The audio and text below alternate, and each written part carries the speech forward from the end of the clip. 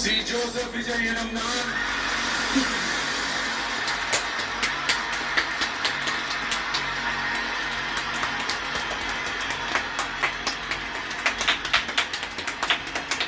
சட்டப்படி அமைக்கப்பெற்ற இந்திய அரசியல் அமைப்பின்பால் உண்மையான நம்பிக்கையும் மாறாப்பற்றும் கொண்டிருப்பேன் என்றும்